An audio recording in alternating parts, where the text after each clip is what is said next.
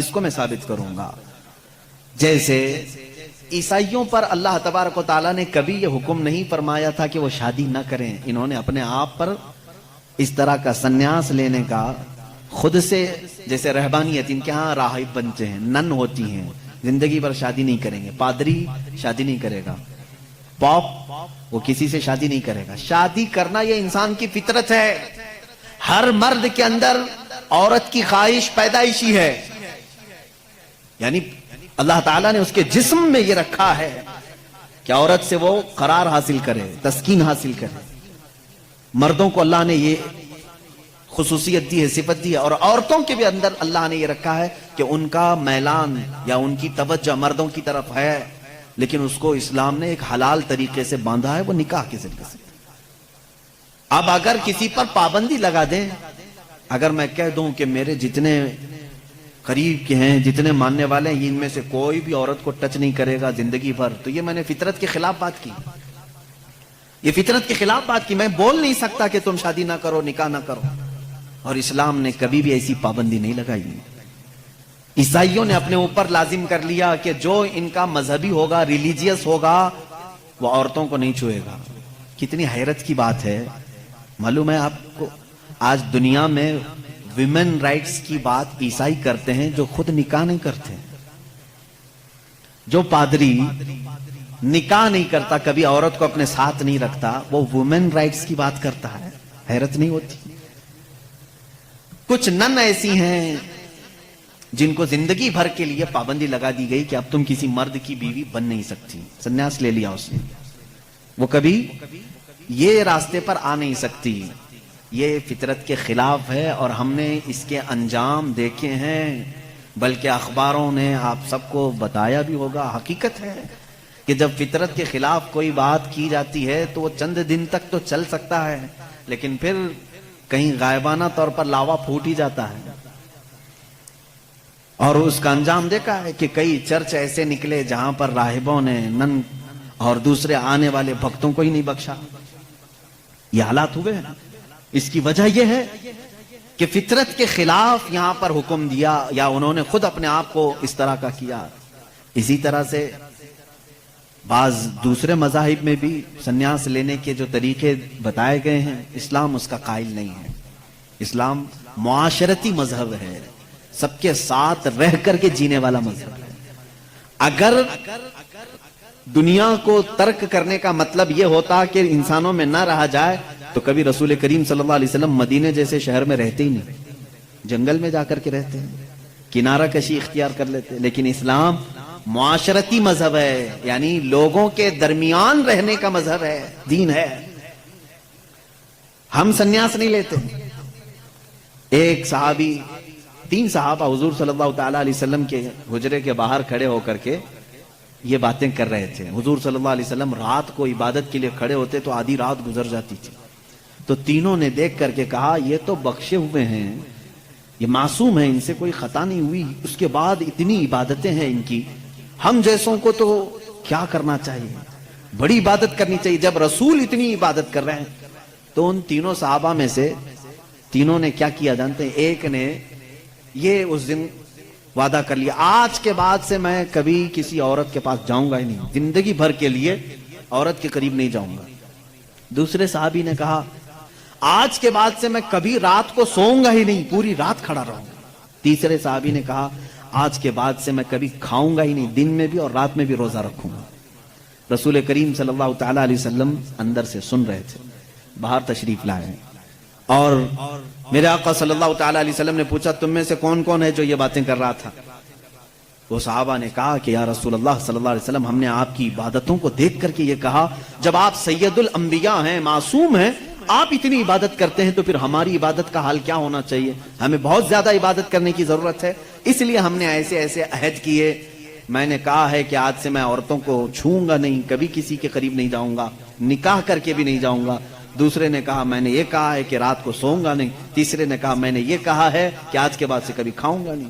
اللہ کے نبی صلی اللہ علیہ وسلم نے فرمایا اسلام یہ نہیں ہے، اسلام یہ نہیں ہے۔ میری سنت پر اگر عمل کرنا چاہتے ہو تو میں اللہ کی عبادت کا بھی حق ادا کرتا ہوں اور عورتوں کا بھی حق ادا کرتا ہوں۔ میں نے اپنی رات کو تقسیم کر رکھا ہے، بیویوں کے لیے بھی حق ہے اور اللہ کی عبادت کا بھی حق ہے۔ اور دوسرے سے کہا تم نے کہا کہ رات کو کبھی سوؤں گا ہی نہیں، یہ بھی ہمارا طریقہ نہیں ہے، تم فطرت کے خلاف بات کر رہے ہو، بیمار ہو سکتے ہو، روزانہ رات پورے نہیں سو رہے۔ اب یہاں اس پر میں رک کر کے کہوں گا، حضور صلی اللہ علیہ وسلم نے اس صحابی کو منع کیا جو یہ کہہ رہے تھے میں رات بھر عبادت کروں گا۔ حضور نے فرمایا میری سنت یہ ہے کہ میں تھوڑی رات آرام کرتا ہوں اور تھوڑی رات اپنے رب کی عبادت بھی کرتا ہوں۔ تمہارے جسم کا بھی تم پر حق ہے، اس کو بھی آرام دو۔ اور پھر تیسرے صحابی سے کہا میری سنت یہ ہے کہ میں افطاری بھی کرتا ہوں اور سحری بھی کرتا ہوں اور روزہ بھی رکھتا ہوں۔ ایسا نہیں کہ پورا پابندی کر لیا، جبکہ وہ رسول جن کو اللہ تعالیٰ جنت سے کھلاتا پلاتا ہے، اس کے باوجود میرے آقا صلی اللہ علیہ وسلم فرماتے ہیں کہ کنٹینیو روزہ رکھنا نہیں چاہیے، کہ تمہارے جسم کا تم پر حق ہے، کمزوری آ جائے گی۔ حضور نے منع فرمایا میں ایک دن روزہ رکھتا ہوں ایک دن نہیں رکھتا، یا میں افطار کرتا ہوں شام کے وقت اور دن میں روزہ رکھتا ہوں۔ اس کا مطلب یہ ہے میرے عزیزو، اس پوری حدیث کا خلاصہ یہ ہے، اللہ کے نبی صلی اللہ تعالی علیہ وسلم نے جو حکم دیے، اسلام کا خلاصہ یہ ہے کہ اس میں کہیں پر بھی افراط و تفریط نہیں، یعنی بہت تنگی والے حکم بھی نہیں اور بہت ڈھیل بھی نہیں۔ اسلام درمیانی راستہ ہے، درمیانی راستہ ہے۔ اب یہاں ان لوگوں کو سوچنا چاہیے، حضور نے جس صحابی کو رات بھر عبادت کرنے کے لیے منع کیا، یہاں رات بھر گیم کھیلنے والے لوگ موجود ہیں، پوری رات بھر عیاشی کرنے والے موجود ہیں، ان کو تو رات بھر کھڑے ہو کر کے عبادت کرنے کو میرے آقا نے منع کیا تھا۔ آرام کرو تھوڑی دیر، اپنے جسم کو راحت پہنچاؤ۔ اس طرح سے اسلام کی یہ خصوصیات ہے کہ اسلام انسان کی فطرت کے عین مطابق ہے، اسلام کی فطرت کے مطابق ہے۔ اسی لیے قرآن کہتا ہے لا یکلف اللہ نفسا الا وسعها۔ میں آج چیلنج کرتا ہوں، ایک ایسا حکم لا کر کے دکھا دو، ایک ایسا حکم اسلام میں کہ جس میں ایسا لگتا ہو کہ یہ انسان کے لیے بھاری ہے۔ ایسا نہیں ہونا چاہیے، ایسا نہیں ہونا چاہیے تھا۔ اسلام نے اپنے ماننے والوں پر یہ پابندی کیوں لگائی؟ ان کے پاس کیا ہے معلوم ہے؟ مخالفین اسلام کے پاس اگر وہ لائیں گے کوئی چیز تو یہ کہیں گے کہ اسلام سال میں ایک مرتبہ پورے مہینے بھر لوگوں کو بھوکا کیوں رکھتا ہے، بھوکا کیوں رکھتا ہے، جبکہ یہ انسان کی فطرت کے خلاف ہے۔ انسان کھانا پانی پسند کرتا ہے اور آپ اس کے کھانے پانی کو روک رہے ہیں۔ تو میں پہلا جواب تو یہ دوں گا کہ روزے رکھنے سے کتنے مسلمان مر گئے؟ پہلی بات یہ ہے، اگر ہر سال ایک مہینہ رمضان میں اسلام اپنے ماننے والوں کو روزے رکھواتا ہے تو پھر یہ مسلمانوں کا صفایا ہوتے رہنا چاہیے۔ اگر یہ صحت کے خلاف ہوتا تو، اگر یہ ہمارے جسم کے خلاف ہوتا روزہ رکھنا، تو اسلام میں ہر سال رمضان کے ٹائم پہ لاکھوں کی موت ہو جانا چاہیے، بھوک سے مر گئے، بھوک سے مر گئے۔ اب تک تو اسلام ہی نہیں ہوتا 1400 سال سے۔ میرے عزیزو، اب میں آؤ ان کی نقلی دلیل بھی اگر بتا دوں، نقلی کا مطلب نقل کی ہوئی، ان کے جو ریسرچ اسکالر ہیں انہوں نے خود کہا ہے۔ آج میں 2-4 روز سے ڈائٹنگ پلان دیکھ رہا تھا کہ ڈائٹنگ پلان میں کیا ہوتا ہے جسم کو صحیح رکھنے کے لیے، فاسد مادات کو دور کرنے کے لیے۔ تو ایک بڑے ڈاکٹر کی ویب سائٹ میں پڑھ رہا تھا، اس ڈاکٹر نے 2 چیزیں کی ہیں، 2 چیزیں اس نے رکھی ہیں کہ اگر اپنے جسم کو 80 سال تک زندہ رکھنا اور صحت مند رکھنا چاہتے ہو تو 2 چیزوں کو اپنا لو، کہ ہفتے میں 1 دن صبح سے لے کر شام تک اپنے جسم میں کچھ بھی نہ ڈالو۔ یہ ڈائٹنگ پلان میں ہے، موجود ہے، کچھ نہ ڈالو، صرف پانی پر رہو۔ اور ایک ڈاکٹر نے یہ لکھا ہے کہ گرینری، جتنی بھی گرین چیزیں ہیں، سبزیاں ہیں یا پھل ہیں، صرف صبح اور شام میں ہفتے میں 1 مرتبہ ایسا استعمال کرو، تمہاری صحت برقرار رہے گی۔ ٹائمز آف انڈیا ہندوستان کا بڑا چلنے والا اخبار ہے، اس کے پیج میں بھی موجود ایک ریسرچ شائع کی گئی تھی جس میں ایک ڈاکٹر کا یہ دعویٰ تھا، ہمارا ڈاکٹر نہیں، پھر اگر کوئی مسلمان ڈاکٹر اعلان کرتا تو پھر ایک طرفہ والی بات ہوتی۔ نان مسلم ڈاکٹر نے اپنے ریسرچ میں یہ کہا ہے کہ ہم نے بہت غور سے دیکھا کہ صبح سورج نکلنے سے پہلے سے لے کر شام سورج ڈوبنے تک اگر کوئی 1 مہینے تک اس طرح بھوک برداشت کر سکتا ہے تو اسے کینسر نہیں آئے گا۔ اس نے کہا ہے کہ کینسر کا اس چیز میں علاج دیکھا گیا ہے کہ جسم کے اندر کے فاسد مادے نکل جائیں گے۔ میں پھر چیلنج کرتا ہوں، اور لاؤ کوئی دوسری بات جس میں ایسا کوئی حکم ہو اسلام کا جو انسانوں کے لیے بھاری ہے۔ تم ڈھونڈ کر کے روزے لے کر کے آئے تھے، روزے لے کر کے آئے تھے. اور پھر اگر یہ کہتے ہیں تو ان میں سے جو ادھر ادھر کے لاتے ہیں چھوٹی چھوٹی سی چیزیں ہیں. ایک بڑا طبقہ ہے جو اسلام کی کمیاں ڈھونڈنے کے لیے اپنی پوری زندگی خرچہ کر رہا ہے ہمارے پاس وہ ساری چیزیں ہیں. قرآن کو خوردبین لگا کے مائکروسکوپ لگا کر کے پڑھنے والے لوگ ہیں کہ کہیں تو کچھ نکل جائے, مل جائے. ارے میاں یہ کام تو عرب والے بھی کر چکے اس وقت, ان کو نہیں ملا, تم جاہلوں کو کیا ملے؟ وہ عرب تھے, عربی دان تھے, وہ نہیں لا سکے اس زمانے میں. خیر, اب اسلام کی اور کون سی چیز ایسی جو بھاری لگتی ہے تمہیں؟ کون سی؟ کہا یہ کیا ہے, صبح صبح اٹھا دیتے ہیں فجر کے وقت, انسان کے لیے بھاری ہے. اور ایک مستشرق ہے, مستشرق اس کو کہتے ہیں جو اسلام کی تعلیمات پوری حاصل کرتے ہیں لیکن ہوتے یہودی اور عیسائی. اس میں سے ایک نے کہا, اعلان کیا کہ اسلام میں یہ زیادتی لگتی ہے مجھ کو کہ صبح کی نیند بہت اچھی ہوتی ہے اور اس وقت یہ اٹھا دیتا ہے, اور ان کے اوپر پابندی فرض ہے, وہ بھی ایسا نہیں کہ مستحب ہے, کرو تو چلے نہیں کرے تو چلے. اس نے دعوے میں یہ بھی لکھا ہے کہ یہ میں اپنے سے نہیں کہتا کہ یہ بھاری ہے, بلکہ خود مسلمان بھی یہ کہتے ہیں, وہ فجر میں نہیں جاتے. اس نے سارے مسلمانوں کا حوالہ دیا اور لکھا کہ دیکھو جا کر کے ان کی مسجدوں میں فجر میں یہ لوگ نہیں آتے. اس کا مطلب ہے کہ یہ بھاری چیز ہے جو اسلام نے ان کے اوپر ڈال رکھی ہے, یہ بھاری چیز ہے اسلام نے ڈال رکھی ہے. مجھے اسی وقت فوراً یہ کلک ہوا کہ ٹھیک ہے, یہ تو ان لوگوں کی سستی اور کاہلی ہے جو انہوں نے اپنے طور پر اپنے جسم کو ایسا بنایا ہے, ورنہ فریش رہنے والے ہر انسان کو ہم نے دیکھا ہے کہ وہ فجر میں جاگنگ کے لیے نکلتا ہے. جو فریش رہنے والا ہے, جو اپنے جسم کو تندرست رکھتا ہے, ڈاکٹرز ہوں یا دیگر جو بڑے بڑے طبقے کے لوگ ہوں, سب کو ہم نے دیکھا کہ آپ ایکسرسائز کے لیے سب سے سوٹیبل وقت کون سا سمجھتے ہیں؟ تو کہتے ہیں فجر کا وقت. صبح ٹھنڈی ہوا ہوتی ہے, جسم کے اندر بہت اچھی فیلنگ آتی ہے. میرے عزیزوں بتاؤ, آخر اسلام نے اپنے ماننے والوں پر احسان کیا ہے یا زیادتی کی ہے؟ یہ اسلام چاہتا ہے کہ یہ فریش رہیں, اپنی طبیعت کو خوشحال رکھیں. بلکہ وعدہ بھی یہ کیا گیا ہے کہ جس نے فجر کی نماز پڑھی اللہ تعالیٰ پورے دن اس کو مصیبتوں سے محفوظ کرے گا. فرشتے اس دن کا رزق اسے دے کر برکتیں ساتھ دے کر کے جاتے ہیں. تم کہتے ہو یہ زیادتی ہے, نہیں پڑھ رہے ہیں الگ بات ہے, لیکن میں نہیں سمجھتا کہ اسلام نے یہ زیادتی کی ہے. لا یکلف اللہ نفسا الا وسعها. میں اسلام کی انہی تمام باتوں, میں ان کے جوابات آپ کے سامنے آج لے آیا ہوں, تھوڑی سی چیزیں. پھر چل کر کے اعتراض یہ آیا, چلیں ٹھیک ہے آپ کے کہنے کے مطابق صحیح تو ہے, اسلام صبح اٹھاتا ہے فائدے کے لیے اٹھاتا ہے, طبیعت اچھی رہتی ہے, خوشحالی رہتی ہے, صحت اچھی رہتی ہے, ہم مانتے ہیں. لیکن اور بھی کچھ چیزیں ہیں اسلام میں جو سختی ہے, جو سخت ہے. وہ کیا کیا چیزیں ہیں سخت ہے ان کے دماغ کے اعتبار سے, وہ میں آپ کو بتاتا ہوں. اسلام دین فطرت ہے, یہ میرا چیلنج ہے, طبیعت کے عین مطابق بنا ہوا ہے, اور میں اگر دوسرے مذاہب کو چھیڑوں تو بات بہت دور ہو جائے گی, بہت طویل ہو جائے گی. کیونکہ میرا یہ مزاج نہیں ہے کہ دوسروں کی خرابیاں لے کر کے سب کے سامنے بیٹھوں, اور خرابیاں ڈھونڈنا اچھی بات بھی نہیں. ہم تو اچھائیاں بیان کرتے ہیں. اب میں آپ کو بتاؤں کہ تیسری ایک اور چیز جس کو یہ کہتے ہیں کہ اسلام جو ہے عورتوں کو برابری نہیں دی ہے, یہ ان کی ایک زیادتی ہے اسلام میں. میں نے پوچھا کون سی برابری چاہتے ہو آپ, کون سی برابری؟ کہا بہت ساری پابندیاں ہیں, اس کو نقاب میں رکھ کر کے اندر بند کر کے رکھتے ہو, اس کو باہر جانے کی اجازت نہیں ہے, جیسے تم گھومتے پھرتے ہو ویسے اس کو نہیں گھماتے پھراتے, تم عورتوں کو پابند رکھے ہو. اور دوسرا ایک اور اعتراض ان کو کہ عورتوں کی فیلنگ کے ساتھ تم کھلواڑ کرتے ہو, 4 شادیوں کی اجازت دیتے ہو. ابھی تو ہم نے ایک ہی کیا ہے, پھر بھی ان کو تکلیف ہے. 4 کی اجازت اسلام نے, اس کا الگ جواب ہے کہ عورتوں کے ساتھ یہ زیادتی ہے یا انصاف ہے.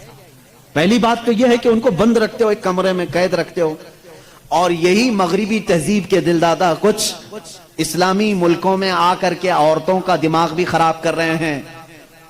آ کر کے ان عورتوں کو بھڑکا رہے ہیں کہ تم باہر نکلو بینر لے کر کے, ہمارا جسم ہماری مرضی چلے گی, ہمارے اوپر کوئی پابندی نہیں چلے گی. ہر جگہ یہ چل رہا ہے آج, اور یہ لوگوں کو بتانا یہ چاہتے ہیں کہ اسلام نے عورتوں پر یہ سختی کی ہے, ان کو برابری کا درجہ نہیں دیا ہے.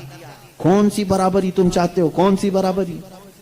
یہ صرف جسم کے خواہش مند لوگ عورت کو یہ سمجھتے ہیں کہ یہ ناچنے والی چیز ہے، عورت کو یہ سمجھتے ہیں کہ یہ صرف ہمارے کھانے والی چیز ہے، اس کے ساتھ کھیلنے والی چیز ہے، تم اس کو برابری سمجھ رہے ہو۔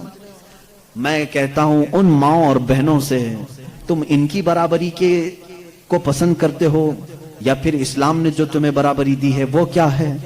آؤ رسول کریم صلی اللہ علیہ وسلم کے فرامین تو سنو۔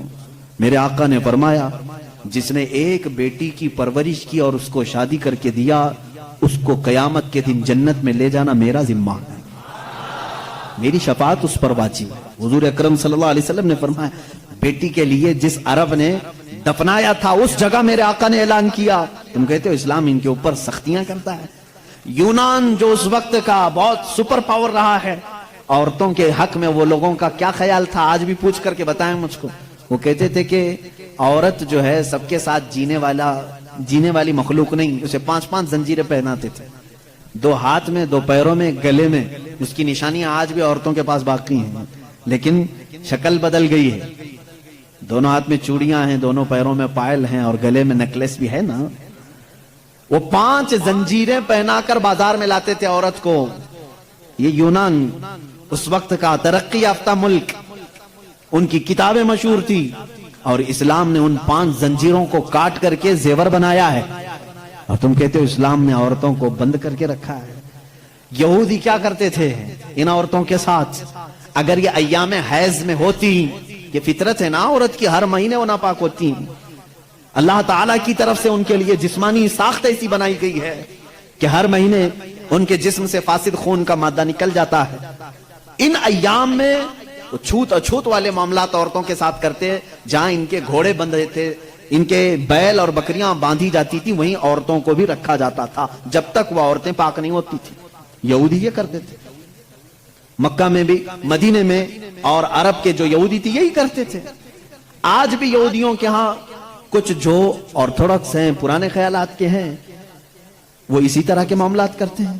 وہ عورتوں کو چھوتے تک نہیں ان ایام میں، وہ سمجھتے ہیں کہ اتنی ناپاک ہے کہ چھو لوں تو اپشگن ہو جائے گا، اور یہ کہتے ہیں کہ عورتوں کو اسلام نے برابری نہیں دی۔ رسول کریم صلی اللہ تعالی علیہ وسلم نے پھر اپنی امت کو یہ حکم دیا کہ انسانی فطرت کے اعتبار سے عورت کو اللہ نے یہ چیز دی ہے، اگر یہ اسے ہر مہینے آتی ہے تو صرف نماز، روزہ اور قرآن کی تلاوت یہ اس کے لیے منع ہے، باقی یہ تمہارے ساتھ اٹھ سکتی ہے، بیٹھ سکتی ہے، مل سکتی ہے، ایک ساتھ رہ سکتی ہے، ایک برتن میں کھا سکتی ہے، ایک گلاس میں پی سکتی ہے۔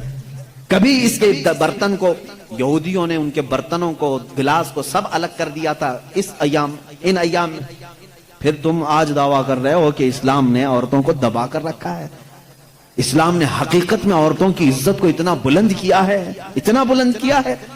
صرف اور صرف آتی ہے بات یہ ان کو چھپا کر کے کیوں رکھا جاتا ہے، کیونکہ ہم نے دیکھا ہے۔ اب اس کا جو فیکٹ ہے وہ میں بتاؤں، عقلی دلیل کے اعتبار سے بھی، جذباتی باتیں بہت ہو جاتی ہیں، وہ قیمتی ہیں اس لیے ہم ان کو چھپا کر رکھتے ہیں، لیکن میں آپ کو جو فیکٹ ہے، حقیقی بات ہے، وہ یہ بتاؤں۔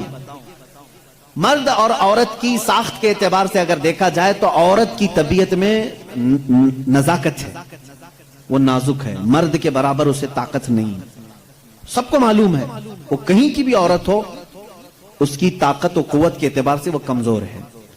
اور مردوں کی طبیعت، ان کے اندر کبھی وحشی پن آ سکتا ہے، حیوانیت آ سکتی ہے۔ جب اس کی خواہشات عروج پر ہوتی ہیں تو سب سے پہلا اٹیک مرد اگر کسی پر کرتا ہے تو وہ عورت پر کرتا ہے۔ مرد اگر اس کو کھلا چھوڑ دیا گیا اور حیوانیت آ گئی تو اپنی خواہشات کو بجھانے کے لیے سب سے پہلا حملہ کس پر کرتا ہے؟ عورت پر کرتا ہے۔ اس کی زندہ مثالیں آج ہم دیکھ رہے ہیں، جہاں کسی تنہا عورت کو 4 گنڈوں نے پا لیا تو اس کے ساتھ کیا کرتے ہیں؟ کتے بھی اس طرح سے نہیں کرتے جس طرح سے یہ کر جاتے ہیں۔ اس کے ساتھ ریپ بھی کیا، زنا بھی کیا، خواہشیں پوری کی اور اس کو پھاڑ کر کے بھی پھینک دیا۔ جانور کوئی ایسا کرتا ہے؟ جانور بھی اس طرح سے نہیں کرتا۔ اس کا مطلب یہ ہے، رپورٹ یہ بتاتی ہے پوری دنیا کی کہ مرد کے اندر اگر شہوت کا غلبہ زیادہ ہو گیا اور اس وقت عورت اسے سامنے نظر آ گئی تو پھر یہ اپنی حیوانیت پر اتر کر سکتا ہے، اس کا ریپ بھی سب کچھ کر سکتا ہے۔ اس لیے اسلام نے ہمہ وقت عورتوں کو کہا کہ پتہ نہیں کہاں درندے ہیں، تم ہمیشہ اپنے آپ کو محفوظ رکھو۔ یہ نہیں کہ پکنک پر جاؤ تو ناک پر اسکارف لگا لو، یہاں برے لوگ ہیں، خالی یہی کپل اچھے ہیں، دوسروں کی نظر پڑ جائے گی۔ اسلام نے ہر وقت کے لیے عورت کو یہ کہا ہے کہ تو اپنی حفاظت کی ذمہ داری خود رکھ لے، اس لیے کہ تیرے جسم کو دیکھنے کے بعد کئی ایسے مرد ہیں جن کی خواہشات انگڑائیاں لیتی ہیں اور پھر وہ حملہ کر سکتے ہیں۔ تمہاری جان کا بھی خطرہ ہے اس میں، صرف عزت لوٹنے کا نہیں، جان کا خطرہ ہے۔ ریپ کے بعد قتل ہوتے ہوئے نہیں دیکھے؟ ابھی سال نہیں گزرا ہوگا، حیدرآباد میں، دلی میں کتنے واقعات ہوئے، اچھے پڑھی لکھی لڑکیوں کے ساتھ، اچھے بڑے گھر کی لڑکیوں کے ساتھ یہ معاملات ہوئے کہ نہیں ہوئے؟ اب یہ جب ہم جواب دیتے ہیں تو وہ یہ کہتے ہیں کہ مردوں کو آپ تلقین کریں کہ وہ عورتوں کو چھیڑ چھاڑ نہ کریں۔ یہ تو ایسی بات ہو گئی کہ گوشت کو کھلا رکھ کر کے کووں کو نصیحت کرو، بیٹا اچھے سے رہو، اخلاق میں رہو۔ ارے کوا ہے، وہ گوشت کھلا رکھا ہے، ہم کووں کو سدھار نہیں سکتے لیکن گوشت کو ڈھک تو سکتے ہیں۔ ہمارے پاس یہی فارمولہ ہے، ہم کہاں پورے دنیا کے مردوں کی آنکھوں کو سنبھالیں، حالانکہ قرآن نے ہر مومن کو کہا ہے وَقُلْ لِلْمُؤْمِنِينَ يَغُضُّوا مِنْ أَبْصَارِهِمْ، اے محبوب سارے ایمان والوں سے کہہ دیں کہ وہ اپنی آنکھیں نیچی رکھیں۔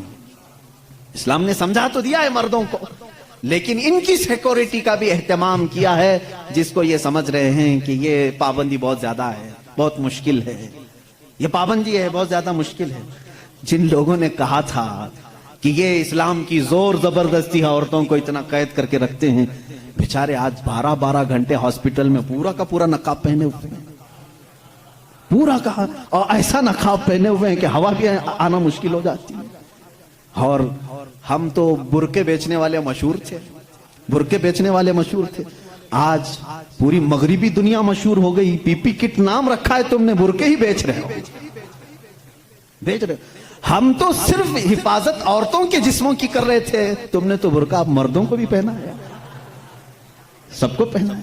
اب ان سے پوچھو کیوں اب سختی نہیں ہے؟ یہ کسی کے جسم کو اتنا ڈھانک کر کے رکھنا یہ زور زبردستی نہیں ہے؟ تم کہتے ہو اسلام اتنی سختی لے کر کے آیا ہے کہ عورتوں کو بند کر کے رکھا۔ اب یہ جواب دیں نہیں، وائرس پھیلا ہوا ہے، وائرس پھیلا ہوا ہے، جسم کو لگ نہ جائے۔ ارے نادان، یہی تو 1400 سال سے ہم کہہ رہے تھے، انسانوں کی آنکھوں کا وائرس بھی پھیلا ہوا ہے، کہیں ہماری بچیاں غیر محفوظ نہ ہو جائیں، کہیں کسی کے جسم میں یہ باتیں، یہ آنکھوں کا زہر سرایت نہ کر جائے، ان کے دل بہک نہ جائیں۔ اور میں بہت پہلے سے یہ کہتا آ رہا ہوں، تحقیق یہ بتاتی ہے کہ مرد کی آنکھیں جب اس میں خواہش پیدا ہوتی ہے نا، ایک زہریلا مادہ نکلتا ہے، زہریلا مادہ نکلتا ہے۔ آپ دیکھو غور سے کسی چیز کو، نظر لگتی ہے نا، سب کا یہ تو معمول ہے، نظر لگتی ہے، وہ اس کی نظر لگ گئی، اس کی نظر لگ گئی، تقریباً سب لوگ مانتے ہیں نظر لگتی ہے، اور اسلام بھی کہتا ہے العین حق، نظر لگتی ہے۔ بلکہ میرے آقا صلی اللہ علیہ وسلم نے یہاں تک فرمایا، میری امت میں سب سے زیادہ موت اگر کسی کارن سے ہوگی تو نظر بد سے ہوگی۔ حضور نے فرمایا ہے طبعی نیچرل ڈیتھ کے بعد، نیچرل طبعی موت کے بعد اگر کسی وجہ سے، کسی بیماری سے سب سے زیادہ موت ہوتی ہے تو نظر بد سے ہوتی ہے۔ وہ پتہ نہیں ہوتا سب کو، اس کی علامتیں تک حضور صلی اللہ علیہ وسلم کی احادیث میں گنائی گئی ہیں۔ نظر بد ہو جائے تو کیسے پتہ چلے گا؟ جسم کے اندر کیسی تبدیلیاں ہوتی ہیں کہ پتہ چل گیا کہ نظر لگی ہے، وہ پھر کبھی میں عرض کروں گا۔ لیکن نظر لگتی ہے یہ سب کو معلوم ہے، اور جدید تحقیقات کے اعتبار سے بھی اگر میں آپ کو بات کروں، پھول کو اگر زیادہ دیر تک تم دیکھتے رہو گے تو مرجھا جائے گا، کیونکہ ہماری آنکھوں کا زہر اس پر پڑتا ہے اور اس کی طبیعت مرجھا جاتی ہے۔ وہ جتنا اپنے ٹہنی میں لگ کر کے جتنی دیر تک تازہ رہ سکتا ہے، تمہارے ہاتھ میں آنے کے بعد اتنی دیر تازہ نہیں رہے گا، کیونکہ کچھ بیکٹیریا ہمارے اندر ہیں اور آنکھوں سے نکلنے والی چیزیں بھی ہیں۔ اسی طرح سے عورتوں کا جسم اتنا نرم ہے اور نازک ہے کہ باہر کے زہریلے مادے ان کے جسم پر پہلے اثر کرتے ہیں، مردوں کے جسموں پر کم لیکن عورتوں کے جسموں پر زیادہ اثر کرتے ہیں۔ اب کوئی وحشی درندہ جس کی نگاہیں زہر پھینک رہی ہوں اور کسی لڑکی کا جسم ننگا ہو، وہ بغیر لباس کے ہو، تو ظاہر سی بات ہے اس کے جسم کے اندر جیسی ہی وہ نظریں جاتی ہیں، اس کے دل میں بھی برائیوں کی خواہشیں پیدا ہونا شروع ہوتی ہیں۔ ایک طرفہ نہیں ہوتی یہ سب چیزیں۔ اس کے اندر جو خرابی آئی وہ اس کی آنکھوں کی وجہ سے. اسی لیے میرے آقا صلی اللہ علیہ وسلم نے فرمایا فَإِنَّ الْعَيْنَ تَزْنِي, آنکھ بھی زنا کرتی ہے. حضور صلی اللہ علیہ وسلم نے فرمایا آنکھ بھی زنا کرتی ہے. اب مجھے بتاؤ میرے عزیزو, اسلام نے اتنی جو حفاظت کی ہے عورتوں کی, اس کو تم کہہ رہے ہو زور زبردستی ہے؟ اسلام دین فطرت ہے, صرف وہی بات کرتا ہے جو انسان کے لیے سوٹیبل ہو, جو تمہارے جینے کے لیے اچھا ہو. اب میں آؤ تم کو یہ بھی بتاتا ہوں. کچھ لوگ یہ کہتے ہیں کھانے پینے کے معاملات میں بھی, اب یہ بات تھی عورتوں کی, اور ہاں یہاں پر میں یہ بات بتا دوں کہ یہ برابری جس کو کہہ رہے ہیں نا, وہ برابری ہے نہیں. تم کبھی بھی اس کے جواب دینے کی بھی کوشش مت کرو. یہ برابری کس کو کہتے ہیں؟ ان کے سامنے رقص کرے, ڈانس کرے, برابر کرے. اگر مرد جو ہے کھلے عام گھومتا پھرتا ہے اور ننگا ہو سکتا ہے تو عورت کو بھی اتنا ہی ہونا چاہیے, عورت بھی اتنا ہی دکھائے. تو یہ تو ایسی برابری ہے کہ اتنا اگر شوق ہے برابری کا تو پھر ایسا کرو, اپنی بیوی کے ساتھ معاہدہ کر لو, 1 سال تو بچہ دے گی, 1 سال میں بچہ دیتا ہوں. یہ برابری کرنے کی چیز ہے؟ ارے سارا بچوں کا درد عورت ہی کیوں سا ہے, تم بھی تھوڑا سا پارٹنرشپ میں لے لو. ایسا نہیں کر سکتے, تمہیں معلوم ہے عورت کی فطرت ہے, کچھ چیزیں ایسی ہیں اس کی ساخت میں, اس کے لیے وہ ضروری ہیں, اور اسلام یہ سمجھتا ہے کہ عورت کے لیے اس کے گھر میں رہنا زیادہ سوٹیبل ہے بنسبت باہر گھومنے پھرنے کے. کھلے عام رہنے سے زیادہ اگر محفوظ کوئی عورت ہو سکتی ہے تو وہ پردے میں رہ سکتی ہے. اس لیے اسلام نے اس کو پردے کا حکم دیا, اس پر زور زبردستی نہیں, پابندی نہیں. اس کی فطرت ہے, وہ اسے جتنا محفوظ رکھ سکتے ہو. اب خریدنے والی چیزوں میں ہی آپ دیکھ لینا. اب اس کو میں عقلی طور پر اگر آپ کو بتاؤں, کچھ چیزیں ایسی ہیں آپ خرید کر, آلو پیاز لے کر کے آئے, آلو پیاز لے کر کے آئے, آپ کی کچن میں آپ نے اس کو کسی بٹی میں رکھ دیا, ٹوکرے میں رکھ دیا, کہیں پر بھی رکھ دیا, چل جاتا ہے, رکھ دیا. لیکن ساتھ میں آپ نے کچھ گوشت خریدا, کچھ ٹماٹے, کچھ دہی, باہر نہیں, فریزر میں رکھنا پڑتا ہے. بھائی ان کو دونوں کو برابری دو. دہی کو بھی ٹوکرے میں کیوں نہیں رکھتے, گوشت کو بھی باہر یہ اس ٹوکرے میں کیوں نہیں رکھتے؟ آپ خود کہیں گے. کچھ چیزیں ایسی ہوتی ہیں جن کی سیفٹی فریزر کے اندر ہے, کچھ چیزیں ایسی ہیں کہ وہ باہر رہ کر کے بھی سلامت ہیں. جب تمہیں دنیا کے ہر نظام میں یہ بات سمجھ میں آتی ہے تو اللہ نے مرد اور عورت کو پیدا ہی ایسا کیا ہے کہ مرد اگر باہر رہے تو سیف ہے, اس کے جسم کی ساخت ایسی ہے, لیکن عورت گھر کے اندر زیادہ سیف ہے. اس لیے اسلام نے اسے پردے کا حکم دیا ہے. بات سمجھ میں آ گئی؟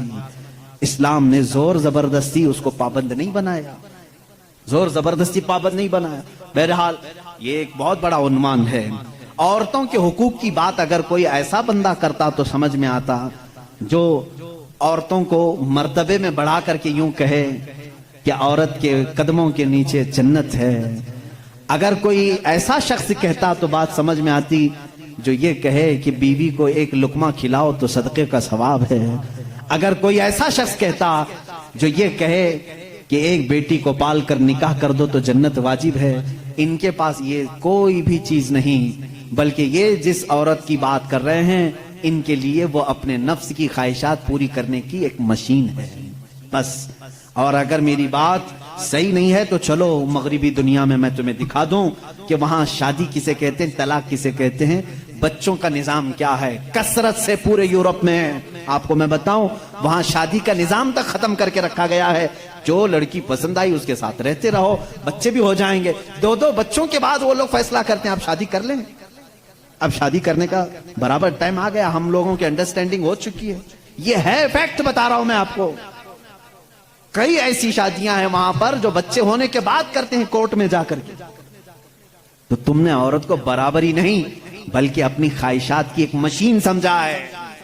اسلام جو برابری دیتا ہے وہ کیسی برابری ہے؟ یہ اسلام ہی تو ہے جو عورت کو اتنی عزت کے ساتھ گھر لانے کا حکم دیتا ہے, اتنی عزت کے ساتھ. اگر اس کو کچھ خرافاتی لوگوں نے برا کر دیا تو الگ بات ہے, بلکہ ہمارے ہاں جو نکاح کا سسٹم ہے وہ اتنا پاکیزہ ہے کہ مرد کو کہا گیا ہے کہ عورت کے آنے سے پہلے اپنے گھر کا انتظام ہو جائے. وہ کہاں لا کر کے رکھ رہا ہے, بلکہ عورت کو اسی طرح سے بھگا کر لانے کا نظام اسلام میں نہیں ہے, بلکہ عورت کے لیے ایک باضابطہ پوری محفل کا انعقاد ہوتا ہے، اس کی رضا پوچھی جاتی ہے، پہلے اس سے پوچھا جاتا ہے تو راضی ہے یا نہیں۔ بہت سارے ایسے دین ہیں، بہت سارے ایسے ریلیجین ہیں، میں نام پھر نہیں ذکر کر رہا ہوں، جہاں پر عورتوں کو اظہار رائے کا حق ہی نہیں، ان کے بڑے جو فیصلہ کر لیے وہ ہو گئی بات۔ چائنا میں بہت سارے ایسے قبیلے آج بھی ہیں جہاں ان کے ماں باپ اپنی بچیوں کو لے جا کر کسی کے بھی کوٹھے پر چھوڑ جاتی ہیں جہاں انہیں پسند آ جائے۔ اسلام عورت کی عزت اتنی دیتا ہے، جب تک وہ اپنی رضا کا اظہار نہیں کرتی قاضی کی مجال نہیں کہ وہ نکاح پڑھا سکے۔ ہم خود کھڑے رہتے ہیں جب تک اجازت نہیں آتی، پہلے ہم عورت کی اجازت لے کر کے آتے ہیں، اور پھر عورت کو اس کا حق مہر دینے کا حکم بھی مرد کو دیا گیا ہے کہ وہ تمہیں اپنی زندگی چھوڑ کر آ رہی ہے، اپنا گھر چھوڑ کر کے آ رہی ہے، اس کا حق مہر ادا کرو۔ اور لانے کے بعد جانتے ہیں میرے آقا صلی اللہ تعالیٰ علیہ وسلم کی تعلیمات کیا ہیں؟ اللہ اکبر۔ حضور اکرم صلی اللہ علیہ وسلم نے تاکید کے ساتھ فرمایا ہے کہ عورتوں کے ساتھ سختی نہ کرو۔ اپنے آخری خطبے میں حضور نے عرفات کے میدان میں یہ بات تک فرمائی، عورتوں کے معاملات میں اللہ سے ڈرو، حد سے زیادہ نہ بڑھو، عورتوں کے ساتھ اتنی سختی نہ کرو۔ مارنے کو منع کیا، کبھی ان کے چہرے پر نہ مارنا، کبھی ان کے خاندان کو تانا نہ مارنا، کبھی ان کو اتنی بری گالی نہ دینا کہ دل ٹوٹ جائے۔ یہ تمام احکام اسلام نے اسی عورت کی عزت ہی کے لیے تو دیے ہیں۔ اور پھر جس وقت وہ آئے، بزرگوں نے یہ رواج بھی رکھا ہے کہ ہم اپنی بیٹیوں کو اپنے گھروں سے قرآن پاک دے کر کے رخصت کرتے ہیں، قرآن کے ساتھ اسے بھیجتے ہیں، اور گھر لانے کے بعد جانتے ہیں یہ اعلیٰ حضرت رضی اللہ تعالیٰ عنہ نے لکھا بھی ہے۔ اعلیٰ حضرت فرماتے ہیں جب نئی دلہن گھر میں آئے تو اس کے پیروں کا دھون جو ہے وہ اگر گھر کے چاروں کونوں میں ڈالو تو برکت آئے۔ وہ آ رہی ہے اپنا رزق لے کر کے آ رہی ہے، اپنا رزق لے کر کے آ رہی ہے، یہاں تک ہمارے لیے کہا گیا۔ بلکہ دولہے کو یہ بھی کہا گیا، اسی یہ بیان میں ساری باتیں نوجوانوں کو سمجھ میں بھی آ جائیں گی۔ نکاح کی پہلی رات اسے کہا گیا کہ تو اپنے گھر لایا ہے دلہن کو تو سب سے پہلے اس کے ہی دوپٹے کو تو مصلی بنا اور اس پر سجدہ کر۔ یہ حکم ہے۔ عورت کی عزت نہ ہوتی تو ہم مصلی بناتے اس کے دوپٹے کو؟ پہلی رات کہا گیا ہے۔ یہ اور بات ہے کہ معلومات نہیں ہے نوجوانوں کو کہ شادی کے بعد پہلی رات، یہ بھی سیکھنے کی ضرورت ہے۔ علماء سے یہ تمام چیزیں پوچھ لینا چاہیے جس کی شادی ہو رہی ہے۔ دلہن آ رہی ہے تو ہم اس کی عزت ہی کے لیے تو یہ تمام کام کر رہے ہیں۔ اور اس کے بعد حکم یہ دیا گیا کہ سب سے پہلے اس کے ساتھ بات چیت کی شروعات کرنے سے پہلے اس کی پیشانی پر ہاتھ رکھ کر اللہ کی بارگاہ میں یہ کہو، اے اللہ اس کے اندر جتنی تو نے اچھائیاں رکھی ہیں وہ سب اچھائیاں مجھے عطا کر دے، اور جتنی اس کے اندر برائیاں ہیں ان تمام برائیوں سے مجھے تو بچا دے۔ یہاں سے تو شروعات کر۔ ظاہر سی بات ہے، میں نے اس وقت محسوس کیا، چند دنوں پہلے ایک نوجوان کو تلقین کر رہے تھے، پیشانی پر جہاں بال اگتے ہیں وہاں ہاتھ رکھ کر کے دعا کرنا۔ تو اس نے پوچھا کہ حضرت دعا تو ایسی ہی کر سکتے ہیں، پیشانی پر کیا؟ میں بھی چونک گیا۔ اس کو میں بتاؤں، میرے ایک استاد سے میں نے پوچھا کیا ایسا ہے کہ اپنی دلہن کی پیشانی پر ہاتھ رکھ کر کے اس طرح دعا کرنا چاہیے؟ انہوں نے کہا ہاں ہے، دعا تو کیسے بھی کریں، ہاتھ نہ رکھیں اور ہاتھ چھوڑیں ہاتھ اٹھائیں، سب دعا اللہ سنتا ہے، لیکن اس لیے پیشانی پر رکھ کر کے دعا کرنے کے لیے کہا گیا کہ وہ آج اپنے والدین کو چھوڑ کر کے آئی ہے، اس کے وسیلے سے اللہ جلدی دعا قبول کرے گا۔ اس کا دل مغموم ہے، وہ غمگین ہے، اور غم زدہ لوگوں کے ساتھ میرا مولا ہے۔ وہ اپنے والدین کو چھوڑ کر کے تیرے گھر آئی ہے، وہ مغموم ہے، بہت غم زدہ ہے، آج اس کی پیشانی پر ہاتھ رکھ کر کے دعا کرو۔ میرا اسی دن یہ ذہن سمجھ گیا کہ اسلام نے عورت کو وہ مقام دیا ہے، وہ عزت دی ہے۔ ہم نے اس کو اپنے جسموں کو سکون پہنچانے والا آلہ نہیں سمجھا، مشین نہیں سمجھا، بلکہ حقیقی مسلم وہ ہے جو اپنی عورت کی عزت بھی کرے، احترام بھی کرے۔ اللہ کے رسول صلی اللہ تعالیٰ علیہ وسلم نے جو فرامین دیے ہیں، عزیزان گرامی وقات، یہ نکاح کے اس سسٹم کو بھی میں آپ کو بتاؤں۔ کچھ تو وہ ہیں جو یہ اسلام کے خلاف بھونک رہے ہیں کہ عورتوں کے اوپر زور زبردستی ہوتی ہے اسلام میں، اور دوسروں کی کیا بات کروں، ہمارے ہندوستان پر بیٹھا ہوا میں کیا بتاؤں، یہ بھی بڑی عورتوں کی ہاں پیڑت مہیلائیں ہیں، مسلم پیڑت مہیلائیں ہیں جو خود بیوی کو چھوڑ بیٹھا ہے۔ ساری مسلم عورتیں پیڑت ہیں، اللہ اکبر۔ وہ خود اپنی بیوی کو دیکھنے نہیں جا سکا، زندگی ختم ہونے آ گئی، بال سفید ہو گئے، پیڑت مہیلائیں ہیں مسلمان۔ ہاں اگر اے مسلمانوں کوئی بھی ہم میں سے عورت پر زور زبردستی کرتا ہے، یاد رکھو میں تمہیں بتاؤں کہ قرآن کی قیامت کے دن اللہ جانوروں پر بھی اٹھائے ہوئے ہاتھ کا فیصلہ لے گا، تو عورت کی بات تو دور کی ہے۔ میرا عقیدہ تو یہ ہے، ایک عورت نے بلی کو باندھ رکھا تھا، بخاری شریف میں ہے، وہ مر گئی بلی، اور وہ عورت بہت عبادت گزار تھی، لیکن اللہ تعالیٰ نے فیصلہ فرمایا کہ اس عورت کو جہنم میں ڈالو۔ میری ایک مخلوق کو باندھ کر رکھی اس نے اور وہ مر گئی۔ ہمارا تو عقیدہ یہ ہے، تم عورتوں پر اگر ظلم کرتے ہو تو تم ذمہ دار ہو، لیکن اسلام نہیں۔ اسلام وہ کامل دین ہے۔ یہ بیچارے کیا پڑھ پائیں گے جن کو کبھی ڈھنگ کی سپیلنگ نہیں آتی، کبھی یہ ایک ایسا ہوتا ہے کہ ڈمرو بجاؤ تو کوئی ناچتا ہے، اسی طرح سے کچھ لوگ پیچھے سے کچھ لکھ کر کے دیں، کچھ بیان کرنے کے لیے، تو کچھ لوگ کہہ جاتے ہیں، ان کو خود نالج نہیں ہوتی، ایسے ہی کچھ لوگ اسلام پر بھی بھوکتے ہیں۔ اب اگر یہ ٹاپک اگر میں چھیڑوں 3 طلاق کے، تو اور بڑے معاملات ہیں۔ 3 طلاق کے لیے اسلام نے زور زبردستی کی ہے، عورتوں پر ظلم ہے، یہ پیڑت ہیں، یہ مہیلا ہیں، ان کو انصاف دلانا چاہیے۔ 3 طلاق دینا، پہلی بات یہ سمجھے ہی نہیں۔ آپ تو سمجھتے ہیں نا، اسلام میں فجر کی نماز فرض ہے، ظہر کی نماز فرض ہے نا، عصر مغرب عشاء فرض ہے، طلاق دینا فرض ہے، فرض ہے، تو اتنا کیوں نہیں سمجھ رہے؟ کون کہتا ہے کہ ہر مسلمان 3 طلاق دینا فرض سمجھتا ہے؟ ارے وہ ایک ایگزٹ راستہ ہے۔ ہم کبھی بھی کسی بھی بندے کو نکاح پڑھاتے ہیں تو طلاق کا نام تک نہیں لیتے۔ اگر ذکر کر دیا نا کہ میں 5 سال کے بعد طلاق دینے کے لیے نکاح کر رہا ہوں، تو وہ نکاح ہی حرام ہو گیا۔ بلکہ میں کہتا ہوں، اگر تم نے نکاح میں یہ کہہ دیا 80 سال کے بعد میں چھوڑ دوں گا، یا 80 سال کا یہ کانٹریکٹ ہے میرا، تو نکاح نہیں ہے، وہ نکاح نہیں، اس کو متاع کہتے ہیں۔ ہم نکاح میں کبھی وقت متعین نہیں کر سکتے، بلکہ ہم تو لائف ٹائم کے لیے نکاح کر رہے ہوتے ہیں، لائف ٹائم کے لیے۔ لیکن انسانی زندگی میں کئی معاملات ایسے آتے ہیں کہ مزاج نہیں جم سکتا۔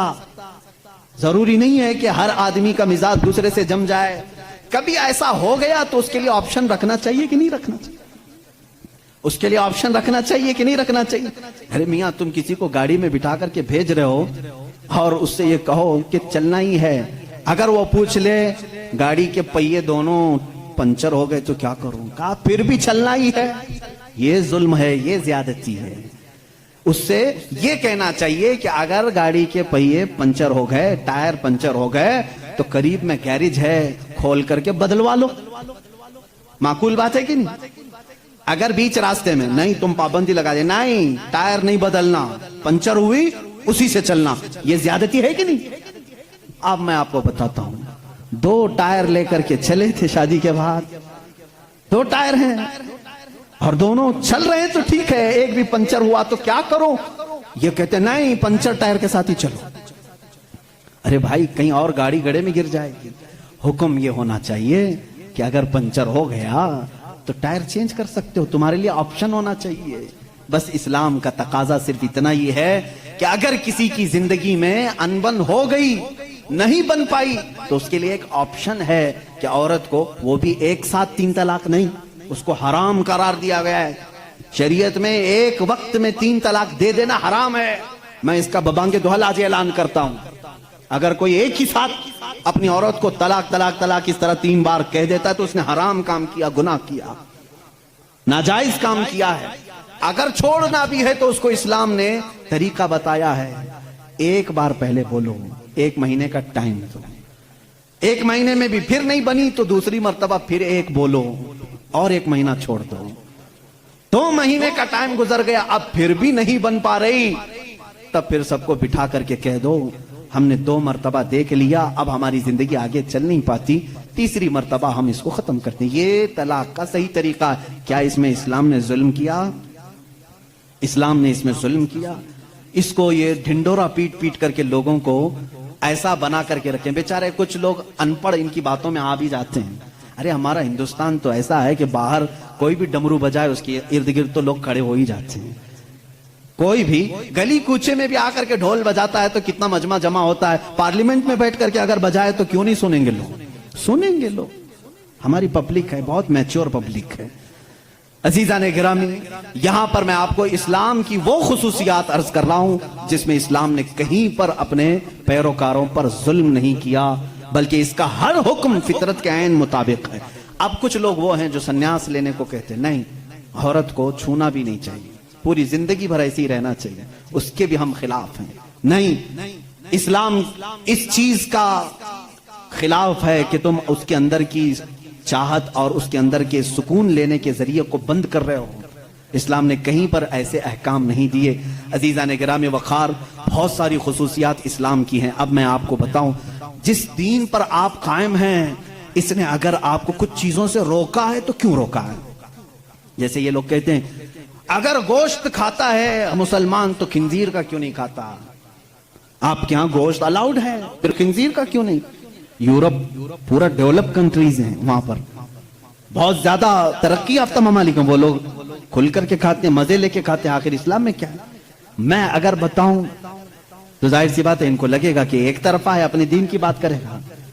انٹرنیٹ پر جا کر آج سرچ کرنا ہے میرے نوجوانوں، خنزیر کے سائیڈ ایفیکٹس کیا کیا ہیں، پورک کے سائیڈ ایفیکٹ کیا کیا ہیں، تمہیں خود سامنے آ جائیں گی۔ بہت ساری ویب سائٹ ہیں۔ ایک ڈاکٹر، بڑا ڈاکٹر، یہ یہاں کا نہیں وہاں کا نہیں، انہی کے تحقیقاتی ادارے کا ایک ڈاکٹر ہے، اس نے 16 نقصانات گنائے ہیں۔ کہا پگ کے، خنزیر کے گوشت کے اندر زہر ہوتا ہے، زہر ہوتا ہے، اور ایسا کہ دوسرے جانوروں میں ایسا زہر ہے ہی نہیں، حتیٰ کہ بعض لوگوں کا کہنا یہ ہے کہ اس کو سانپ بھی کاٹتا ہے تو اثر نہیں ہوتا، اس کا جسم اتنا موٹا ہے۔ باہر کی چیزیں یہ بہت جلدی جذب کر لیتا ہے، اس کا گوشت کھانا اسلام نے اس لیے منع کر دیا کہ یہ انسانوں کا بھی پیخانہ کھاتا ہے، اس کے اندر غلاظت کی عادت زیادہ ہے۔ اور جدید تحقیقات میں آج امریکہ کے اور دیگر ممالک کے ڈاکٹرز نے یہ بھی کہا کہ سب سے زیادہ چربی اسی جانور کے اندر ہوتی ہے، اور یہ سب سے زیادہ جسم کے اندر کولیسٹرول بڑھانے میں مدد کرتا ہے۔ حتیٰ کہ خنزیر کا گوشت کھانے والوں پر تحقیق کی گئی، ان کے اوپر تحقیق کی گئی تو یہ بات سامنے آئی کہ ان کے اندر حیوانیت، سیکس کرنے کی عادت بہت زیادہ پائی گئی، بہت زیادہ پائی گئی، حیوانیت زیادہ آ گئی، شرم و حیا نہیں رہی۔ اسی لیے دیکھتے نہیں پورے انگریز ننگے رہتے ہیں، ان کے اندر حیا نہیں رہ گئی۔ جسم کو چھپانا وہ پتہ نہیں اپنے لیے کیا سمجھتے ہیں، چھوٹے ہلکے ہلکے کپڑے پہن کے چلتے ہیں، عورتیں بھی ہوں مرد بھی ہوں، ایک چھوٹا سا انڈر ویئر پہن لیا، اوپر کچھ لگا لیا۔ بلکہ میں سمجھتا ہوں ان سے زیادہ فیشنیبل تو بھینس ہے، کچھ بھی نہیں پہنتی بیچاری۔ کپڑے نہیں پہننا اگر فیشن ہے تو یہ بھینس بہت فیشنیبل ہے، بیل بہت فیشنیبل ہے، کبھی کچھ نہیں پہنتا۔ یہ دنیا کو جنگلی نظام میں لے جانا چاہتے ہیں۔ یہ خنزیر کھانے کے سائیڈ ایفیکٹ ہیں، بیڈ ایفیکٹ ہیں جو جسم کے اوپر مرتب ہوتے ہیں۔ 16 نقصانات ہیں، وہ میں گنا نہیں پاؤں گا، میں نے آج ہی مطالعہ کیا۔ دوسری چیز شراب کے متعلق کہ اس میں تو مزہ ہے، کیوں منع کیا اسلام نے؟ یہ بھی میں نہیں کہوں گا، تمہاری تحقیقات سے جاؤ آج پھر یہ بھی تلاش کر کے مجھے بتاؤ انٹرنیٹ پر کہ شراب کے، وائن کے سائیڈ ایفیکٹ کیا کیا ہیں، الکوہل سے کتنے نقصانات ہیں۔ میرے عزیزو، دوسروں کو بولنے کی ضرورت نہیں، گورنمنٹ ہر جگہ کی بولتی ہے، نہیں بولتی؟ ڈونٹ ڈرنک اینڈ ڈرائیو جگہ جگہ لگائے رہتا ہے، بیچتے بھی وہی ہیں، بولتے ہیں پی کر کے چلانا مت، گاڑی مت چلانا۔ ان سے پوچھو کیوں؟ اس لیے کہ ایکسیڈنٹ کا خطرہ ہے، جا کے کسی کو ٹھوک دے گا، سامنے والا بیچارہ بے قصور مرے گا۔ اتنی ہی بات سے سمجھ جانا چاہیے کہ مسلمان اینی ٹائم ڈرائیور ہے، ہر وقت وہ ڈرائیور ہے۔ مجھے ایک پرانی بات یاد آئی، ایک مسلمان، وہ بھی کسی ویسٹرن کنٹری کا ہی تھا، پلین میں سفر کر رہا تھا، ایئر ہوسٹس نے اس کو شراب پروسا، سب کو دے رہے تھے۔ اچھا یہ بھی میں آپ کو بتا دوں، الگ الگ ناموں سے یہ شراب سپلائی کرتے ہیں۔ میں ایک بار ایجپٹ کے سفر پر تھا تو شراب سب کو دی جا رہی تھی، اس میں شراب قریب آئی، اس کو کہہ رہے ہیں کریزی واٹر ہے، کریزی واٹر ہے۔ میں نے کہا یہ کب سے، پانی پاگل کب سے ہوا؟ تو بعد میں بغل میں بیٹھے ہوئے ایک صاحب نے کہا یہ وائن ہی ہے، اس کو بہت زیادہ اتنا ریفائن کر دیا جاتا ہے کہ اس کا یہ لوگ کریزی واٹر کا نام دیے ہیں، ہے تو شراب، جگ الگ الگ ناموں سے بیچے جا رہے ہیں۔ وہ ایک صاحب تھے مسلمان تھے, ان کو کہا گیا آپ بھی لیجیے. اس نے کہا میں مسلمان ہوں, میں نہیں پیتا. یہ ان کے لیے بہت بڑا دقت والا جواب ہوتا ہے. نہیں پیتے الگ بات ہے, یہ کہنا میں مسلمان ہوں نہیں پیتا, یہ چپ جاتا ہے. وہ کھڑی ہو گئی, سارے لوگ پی رہے ہیں, آپ کیوں نہیں پیتے؟ اس میں جسم کو سکون ہے, راحت ہے, آپ آرام سے سو جائیں گے جب تک سفر کٹ جائے گا, پی لیں آپ. تو اس بندے نے کچھ بھی اس کے ساتھ آرگیومنٹ نہیں کیا, زیادہ نہیں کیا, بس اتنا کہا آپ کہتی ہو پی لوں, میری ایک شرط ہے, یہ شراب پہلے پائلٹ کو پلانا. اگر پائلٹ پی لیا اور مست ہو گیا تو بعد میں میرے پاس آنا. وہ کہنے لگی ایسا نہیں ہوتا, رول کے خلاف ہے, don't drink and drive. Pilot نہیں پی سکتا, پائلٹ کو شراب ہم نہیں دے سکتے. جا کر کے کہا کیوں؟ ارے وہ اتنے لوگوں کو لے کے چل رہا ہے, ہوا میں, اور اس کے اوپر بہت ساری ذمہ داریاں ہیں, وہ جب ڈیوٹی ختم کرے گا تب پیے گا. اس نے کہا, اس مسلمان نے, ہو بہو اسلام بھی یہی کہتا ہے, اے مسلمان تیرے کندھوں پر پورے اسلام کی ذمہ داری ہے. تو جب چل رہا ہے تو تیرے پیچھے پوری ایک نسل ہے, کہیں تیرا قدم ڈگمگا گیا تو پوری نسلیں ڈگمگا جائیں گی. تم ڈرائیور ہو, تم نشے میں نہیں چل سکتے ہیں, اس لیے اسلام نے منع کیا. کہا وہ پیتا ہے پائلٹ ڈیوٹی ہونے کے بعد. اس مسلم نے کہا میرے رب نے بھی کہا ہے آجا جنت میں شرابن طہورا پلاؤں گا. جب یہاں کی ڈیوٹی ختم ہوگی میں بھی جاؤں گا, پیوں گا. وہ شرابن طہورا ہے جو جنت میں دی جائے گی. اے میرے عزیزوں, جنہوں نے دنیا میں اپنے جسموں کو الکوہل سے خراب کر دیا, ان کے لیے جنت کا مشروب نہیں, ان کے لیے جنت کی شرابن طہورا نہیں.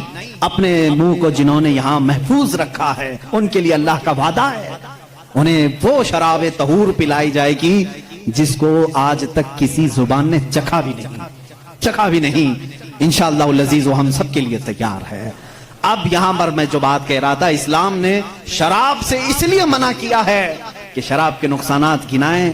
اے میرے عزیزوں, ان کو خود کو معلوم ہے, یہ منع کرتے ہیں شراب پینے کے لیے. ڈرائیورز کو منع کیا گیا ہے, بہت سارے لوگوں کو منع کرتے ہیں, ڈاکٹرز منع کرتے ہیں, لیور خراب ہو جائیں گے, کڈنی خراب ہو جائیں گے. اتنے خراب ہونے والی چیز کو بیچتے کیوں ہیں؟ لائسنس آپ ہی دیتے ہو, آپ ہی دھندا چلاتے ہو. اسلام جو ہے اس کی اور تمہارے درمیان فرق یہ ہے, تم بھی منع کر رہے ہو, تقریباً پوری دنیا منع کرتی ہے شراب سے بچو, شراب سے بچو. تمہارے اور اسلام میں فرق یہ ہے, اسلام کہتا بھی ہے کرتا بھی ہے, اور تم صرف بولتے ہو, اندر سے سپلائی کرتے ہو. اسلام نے اگر کہہ دیا شراب منع ہے تو میرے آقا نے فرمایا اس کا پیالہ رکھنا بھی جائز نہیں. یہ نہیں کہ سب کو شراب پینے کے لیے منع کر دیا اور بھٹا کھول کر کے رکھے ہیں, ایسا نہیں ہے.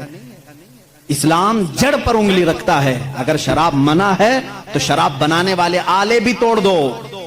حضور صلی اللہ تعالیٰ علیہ وسلم نے جس دن اعلان کیا تھا, مدینے میں سارے لوگوں نے وہ مٹکے بھی توڑ دیے تھے. ان سے پوچھو, شراب پھینک دیتے, بعد میں دھو کے پانی بھر لیتے, کیوں نہیں بھرا؟ جن پیالوں میں شراب پی جاتی تھی اس کو تک توڑ دیا صحابہ نے جب شراب حرام ہوئی. پوچھا گیا, یہ توڑنے کا فلسفہ سمجھ میں نہیں آیا, دھو کے رکھ لینا چاہیے تھا, دوسرے کام میں یوز ہوتا. کہا نا, اسلام کی حکمت یہ ہے کہ بعد میں کبھی اس کو دیکھ کر کے یاد بھی نہ آئے کہ اس میں ہم پیتے تھے, یاد بھی نہ آئے, اس کو توڑ دو جس میں شراب رکھی جاتی تھی. اسلام وہاں تک کی پابندی لگا چکا ہے. اے میرے عزیزو, بہت ساری خصوصیات ہیں. جس دین پر آپ قائم ہو یہی کامل دین ہے, یہی اکمل دین ہے. اس میں نقص اور عیب کی ایک بھی گنجائش نہیں. میرا ٹاپک اور طویل تھا لیکن وقت کی گنجائش نہیں ہے, ہمیں جلدی بات سمیٹنے کا کہا بھی گیا ہے. کل سے انشاءاللہ العزیز میں اور جلدی شروع کرنے کی کوشش کروں گا تاکہ آپ تمام حضرات اپنے وقت پر جلد سے جلد پہنچ جائیں. آخری میری چند باتیں یہ سن لو, جس دین فطرت پر آج ہم سب عمل کر رہے ہیں, اے میرے غیور نوجوانوں, میں نے کل بھی یہ بات کہی تھی کہ کبھی اپنے آپ کو ہلکا مت سمجھنا. تم جس دین پر قائم ہو فخر سے کہو گے کہ میں مسلم ہوں, فخر سے کہو گے الحمدللہ میں اسلام پر ہوں. کیونکہ دنیا آج اس طرح کے پروپیگنڈے پھیلا رہی ہے, یہ ٹی وی میڈیا کے ذریعے, یہ دجالی میڈیا ہے جو پورے بیٹھے ہوئے ہیں, یہ دجال کی فوج ہے. پورے حق کو باطل بنانا, باطل کو حق بنا کر کے پیش کرنا.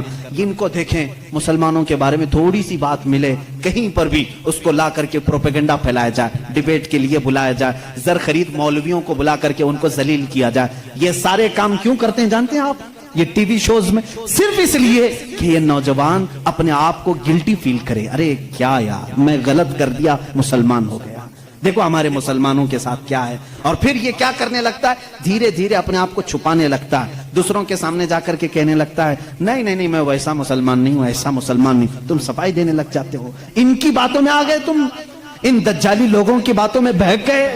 تمہیں فخر سے یہ کہنا چاہیے تھا، تم جس کا پروپیگنڈا کر رہے ہو میں اس مسلمان کو نہیں مانتا جو غلط کرتا ہے، میں تو جس مسلمان کو اپنا آئیڈیل سمجھتا ہوں وہ حیدر کرار ہے، میں جس مسلمان کو آئیڈیل سمجھتا ہوں وہ عثمان ابن عفان ہے، میں جس کو آئیڈیل سمجھتا ہوں وہ عمر فاروق ہے، میں جس کو آئیڈیل سمجھتا ہوں وہ صدیق اکبر ہے، بلکہ میرا پورا نمونہ زندگی اگر کسی کے ارد گرد گھومتا ہے وہ محمد الرسول اللہ ہے۔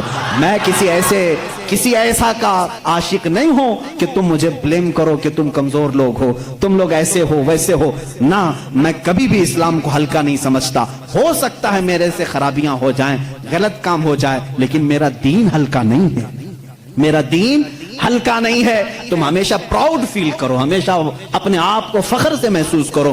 انشاءاللہ العزیز دنیا میں بھی اللہ تعالیٰ نے ہمیں عزت سے ہی رکھا ہے۔ کیا یہ عزت نہیں ہے میرے عزیزوں؟ آج بھی یہ عزت نہیں سمجھتے اس کو کہ اللہ تعالیٰ تمہیں حلال کھلا رہا ہے، پاکیزہ کھلا رہا ہے، تمہیں کتنی باتوں کو اللہ تعالیٰ نے پاک کر کے رکھا ہے جانتے ہیں؟ تم کو وحشی قوم میں نہیں رکھا، تم کو زنا سے روکا گیا ہے، جس کو آج پوری دنیا بھی یہ سمجھتی ہے۔ اچھا یہ بات بھی میں آپ کو بتا دوں، جن لوگوں نے یہ کہا ہے کہ کھلے عام چھوڑ دینا چاہیے، سب جس کو پسند کریں، سب ایک دوسرے کے ساتھ گڈمنڈ ہو جائیں، مرد عورتوں کے ساتھ اختلاط کریں، عقلی دلیلیں بہت لاتے ہیں، تو ان سے کہو اپنی بہن اور بھائی کے نکاح کو کیوں تم غلط سمجھتے ہو؟ کر لینا چاہیے پھر۔ نہیں، آج پوری دنیا اس کا انکار کرتی ہے، بھائی اور بہن کا ریلیشن نہیں ہو سکتا نکاح میں، نہیں ہو سکتا، حالانکہ عقل کے اعتبار سے کیا ہے، وہ مرد ہے یا عورت ہے، مل جانا چاہیے، نہیں تسلیم کرتے۔ یہ پھر ہم کو کہتے نہیں اخلاق ایسے نہیں ہے کہ بہن کے ساتھ نکاح نہیں کرنا چاہیے۔ میرے عزیزو، اسلام اخلاق ہی تو سکھاتا ہے، اخلاق ہی تو سکھاتا ہے کہ ہم مردوں کو یہ حکم دیتے ہیں ہر ایک عورت کے ساتھ تم دست درازی نہیں کرو گے، بلکہ وہی عورت تمہارے لیے حلال ہوگی جس کے ساتھ نکاح کا ایگریمنٹ کر کے آؤ گے۔ ہم ہر عورت پر اپنے ہاتھ چلانے اور اپنے حکم جھاڑنے کی بات نہیں کرتے، بلکہ وہی عورت تمہاری زندگی کا ہم سفر بنتی ہے جس کو تم نے سب کے سامنے علل اعلان قبول کیا ہے۔ ہم چھپ کر کے کسی عورت کو لے جانے کے قائل نہیں، بلکہ میرے آقا نے فرمایا جب نکاح ہو تو اعلان کرو، سب کو اعلان کر کے بتاؤ کہ میں فلاں کے ساتھ اب وابستہ ہو چکا ہوں۔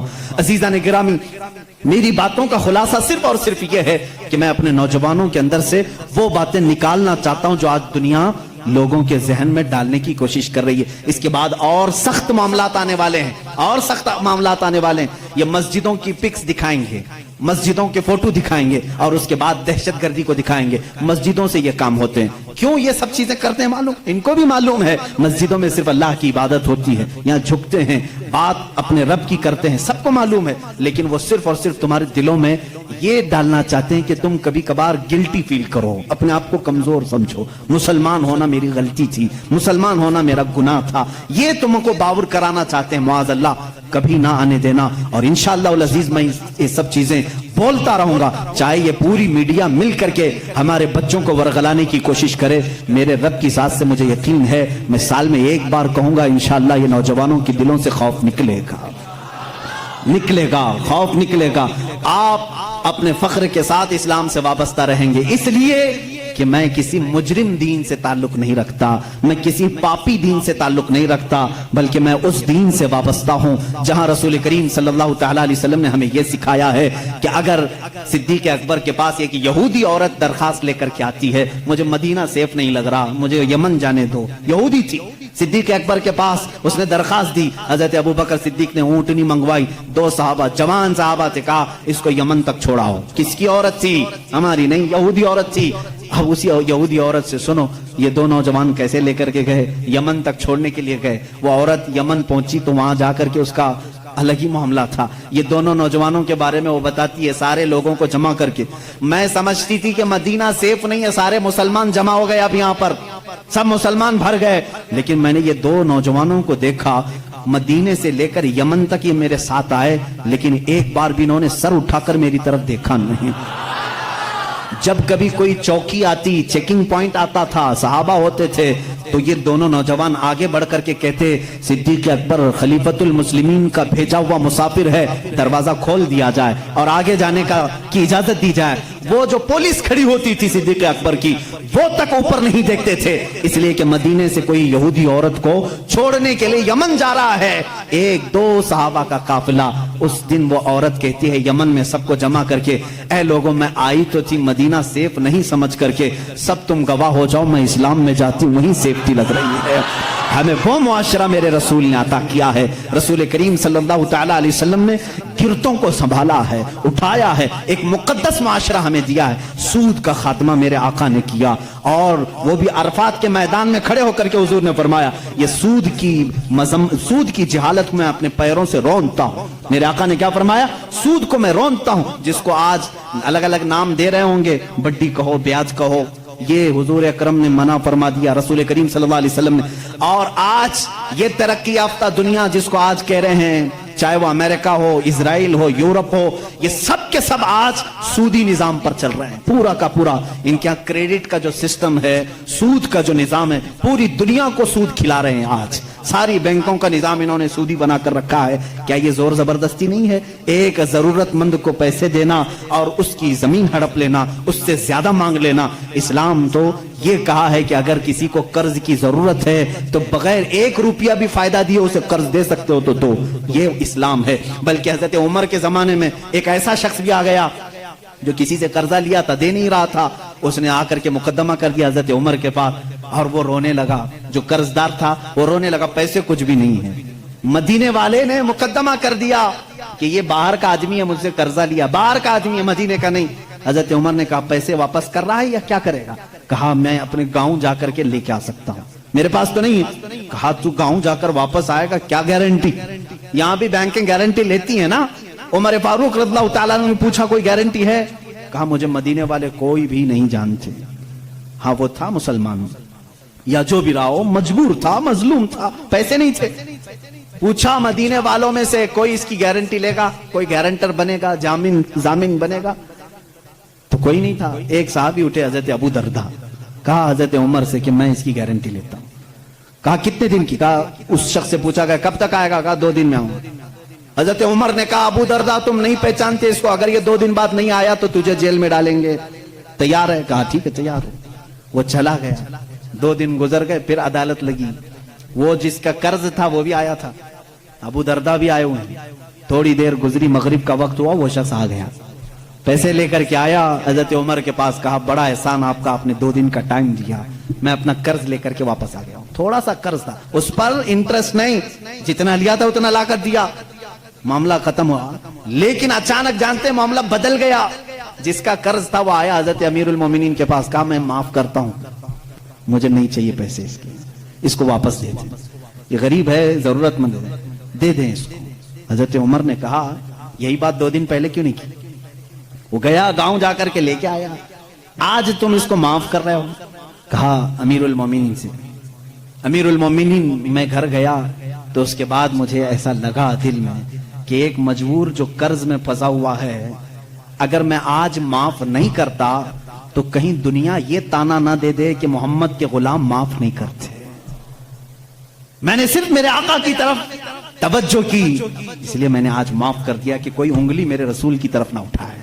حضرت ابو دردہ اسی وقت کھڑے تھے، کہا حضرت امیر المومنین نے تم پہچانتے بھی نہیں تھے، کیسے اس کی گارنٹی لے لی؟ انہوں نے بھی یہی کہا، امیر المومنین دیکھا مجمع سناٹا ہے، کوئی نہیں اٹھ رہا، میں صرف اس لیے اٹھا کہ بعد میں دنیا یہ نہ کہے کہ محمد کے غلاموں میں دوستی یاری بھی ختم ہو چکی ہے، مدد کرنے کا جذبہ ہی ختم ہو گیا ہے، اس لیے میں کھڑا ہو گیا کہ جانتا ہوں یا نہیں جانتا ہوں میں مدد کے لیے کھڑا تو ہو جاؤں، کہیں میرے نبی کو کوئی یہ نہ کہتے۔ وہ شخص جو قرضہ لے کر کے آیا، امیر المومنین نے اس سے پوچھا آخر میں تو گیا تھا، جا سکتا، غائب ہو گیا، تجھے کون پکڑنے آتا؟ اس نے کہا امیر المومنین 2 دن سے اسی بے چینی میں تھا، چاہتا تو بھاگ جاتا، اس لیے لوٹ آیا کہ بعد میں دنیا یہ نہ کہے کہ محمد کے غلام وعدہ خلافی کرتے ہیں، غدار نہ کہیں رسول کے غلاموں کو، اس لیے ہم لوٹا۔ میرے نبی نے وہ اسلام دیا ہے، سود کے نظام کو ختم فرمایا ہے، اور حضور صلی اللہ علیہ وسلم نے فرمایا زور زبردستی کسی پر نہیں۔ ہمارے ہاں کسی کالے پر کسی گورے کو فضیلت نہیں، کسی لمبے کو کسی ناٹے پر فضیلت نہیں، کسی بھی بڑے آدمی کو امیر کو غریب پر فضیلت نہیں، بلکہ ہمارے ہاں فضیلت اگر ہے کسی کو صرف تقوی اور پرہیزگاری پر ہے۔ آج جو اسلام پر بھونکتے ہیں وہ اپنی زمین نہیں سنبھال پا رہے ہیں۔ امریکہ میں کالے گورے کی لڑائی آج بھی چل رہی ہے، آج بھی چل رہی ہے، رائٹس اتنے ہیں، گورے کالوں کو مار رہے ہیں، کالے گوروں کو مار رہے ہیں۔ تم 14 صدیوں کے بعد اس ترقی یافتہ زمانے میں کالے گورے کا فرق نہیں مٹا سکے، وہ حبیب کائنات صلی اللہ علیہ وسلم 14 صدیوں پہلے ہی نہایتی حبشہ کے رہنے والے کالے لوگوں میں سے ایک بلال کو خانہ کعبہ کی چھت پر چڑھایا اور دنیا کو یہ بتایا کہ وابستگی اگر نبی کے غلامی کی ہو جائے، رسول کے دامن سے کوئی وابستہ ہو جائے تو اس کا مقام صرف یہ قالین فرش نہیں بلکہ کعبہ کی چھت بھی اس کے قدموں کے نیچے ہوتی۔ ہمارے حضرت بلال حبشی کو حضور نے چڑھایا کہ نہیں چڑھایا؟ فتح مکہ کے دن حضرت ابو بکر تھے، حضرت عمر تھے، حضرت عثمان تھے، حضرت علی تھے رضوان اللہ علیہم اجمعین، ان میں سے کسی کو کھڑے کر کے کہتے چڑھو اوپر اذان دے دو؟ نہ، حضرت بلال کو کیوں کہا؟ پوری دنیا کو یہ بتانے کے لیے امیری غریبی غلام آقا کا فرق اسلام نے مٹا دیا، اب آقا وہ ہوگا جو رسول کا غلام ہوگا۔ عزیزان گرامی وقار، اسلام اس دین کو کہتے ہیں جس میں اونچ نیچ کا فرق نہیں، جہاں امیری غریبی یہ سارے سسٹم نہیں، یہ کاسٹزم کہاں سے ہے؟ اسلام میں نہیں۔ اگر تم برادری کے فرق کرتے ہو تو یہ جہالت ہے۔ ہمارے یہاں ان تمام چیزوں کی مذمت کی گئی ہے اور یہ اسلام پر بھونکنے والے لوگوں سے پھر میں کہتا ہوں ذرا اپنے دامن میں جھانک کر کے دیکھ لو، آج بھی تمہارے ہاں مار توڑ ہے، اس برادری کا آدمی اس برادری سے شادی نہیں کر سکتا۔ ارے راجستھان میں آج بھی ہے، چھوٹی برادری والوں کو اگر وہ آ کر کے پانی کے گلاس کو ہاتھ بھی لگا دیے تو ان کا گلاس توڑ دیا جاتا ہے، آج بھی ہے۔ دلت لوگوں کے ساتھ آج بھی یہ ناانصافی ہے۔ ہندوستان کی بات کر رہا ہوں، اور اسلام اس دین کو کہتے ہیں جہاں سب امیر غریب ایک ہو گئے۔ اسی لیے شاعر نے کہا تھا، شاعر مشرق نے، کہ آ گیا عین لڑائی میں گر وقت نماز۔ یہ اسلام کا فلسفہ ہے۔ آخری میں سمجھا رہا ہوں، اسلام کی ایکویلٹی کو، مساوات کو تم کیا سمجھ سکو گے؟ آج یہ جو برابری کے حقوق کی بات کرتے ہیں، میں ان سے کہتا ہوں ذرا کبھی کسی دلت کو پنڈت بنا کے دکھاؤ، کسی دلت کو، کسی ایس سی ایس ٹی کو تم اپنے مندر کا پجاری بنا کے دکھاؤ، نہیں، اب شگن ہو جائے گا، اب شگن ہو جائے گا۔ اس کو تو حق نہیں، دلت کو حق نہیں ہے کہ وہ دھارمک چیزیں، بلکہ اتر پردیش میں ایک ایسے پروفیسر بھی ہیں، میں جب دلی گیا تھا وہاں پر اس کے بیٹے سے ملاقات ہوئی تھی، انہوں نے کہا تھا وہ اس کے باپ سنسکرت کتنے سالوں سے پڑھ رہے ہیں اور پڑھا رہے ہیں، لیکن ہمیشہ گاؤں والے مارتے ہیں کہ سنسکرت زبان صرف برہمن لوگ پڑھ سکتے ہیں، تو دلت ہے۔ یہ کاسٹزم یہاں پر بھی چل رہا ہے، اس کے خلاف کیوں نہیں کوئی قانون لاتے؟ مندروں میں پجاری اور پنڈت دلت برادری کے بھی لوگ ہونا چاہیے، یہ میں ان کی طرف سے آواز اٹھا رہا ہوں۔ لاؤ تم، آؤ ادھر مسجد کے مصلی پر دیکھو، مسجد کے مصلی کے لیے کہیں پر بھی یہ شرط نہیں خان ہونا چاہیے، پٹھان ہونا چاہیے، بلکہ یہاں پر شرط یہ ہے حافظ قرآن ہو، بس وہ ہمارے سروں کے لیے امام ہے، وہ ہماری نمازوں کا امام ہے۔ اگر علم دین مصطفیٰ ہے وہ ہمارے نمازوں کا امام ہے، اگر وہ تقوی و طہارت تجوید کو جانتا ہے وہ ہمارا امام ہے۔ شریعت صرف اتنا کہتی ہے ایمان ہو، باقی کسی بھی برادری کا ہو، ایمان ہو کسی بھی برادری کا ہو، وہ امام بن سکتا ہے، مسجد کے مصلی پہ بھی چڑھ سکتا ہے، ممبر پہ بھی چڑھ سکتا ہے، قرآن بھی پکڑ سکتا ہے، بلکہ تمہیں فتویٰ دینے کی اتھارٹی بھی رکھتا ہے، فتویٰ دینے کی اتھارٹی بھی رکھتا ہے۔ جانتے ہیں ہمارے کچھ مفتیان کرام ابھی ماضی قریب میں گزرے ہیں، اب بھی ایک بہت بڑے فقیہ موجود ہیں، میں نام ذکر نہیں کروں گا، بہت بڑے فقیہ ہیں جن کی تعظیم خود مرشد گرامی حضور تاج الشریعہ فرمایا کرتے تھے، وہ آج بھی موجود ہیں، لیکن وہ ایک پنڈت کے بیٹے ہیں، وہ پنڈت کے بیٹے ہیں۔ شروع میں خود ان کی گھر کے ماحول ایسے تھے، پورے ہندوانہ رسم و رواج تھے، لیکن مجاہد ملت کا قافلہ آیا تھا، وہ ایمان لائے اور درس نظامیہ پڑھا، عالم بنے، محدث بنے، فقیہ بنے۔ آج ان کی پوزیشن یہ ہے 60 مفتیوں کے بیچ میں بیٹھ کر کے وہ فتویٰ دیتے ہیں۔ یہ اسلام ہے، یہ اسلام ہے۔ ہم چھوٹی برادری، بڑی برادری، یہ بیچ کی برادری نہیں۔ اگر ایمان ہے تو ہمارے سر کا تاج ہے۔ اگر تیرے دل، مجھے یہاں کیوں بٹھایا؟ کبھی میرے سننے والوں نے یہ نہیں پوچھا کہ تمہاری برادری کیا ہے، کبھی نہیں پوچھا، بلکہ انہوں نے صرف یہی دیکھا ہے کہ بولتا تو نبی کی بات ہے۔ بس اتنی کافی ہے. اسی لیے آخری یہ شعر پر میں اپنی گفتگو ختم کرتا ہوں. اقبال نے کہا تھا آ گیا عین لڑائی میں گر وقت نماز, قبلہ روحوں کے زمین بوس ہوئی قوم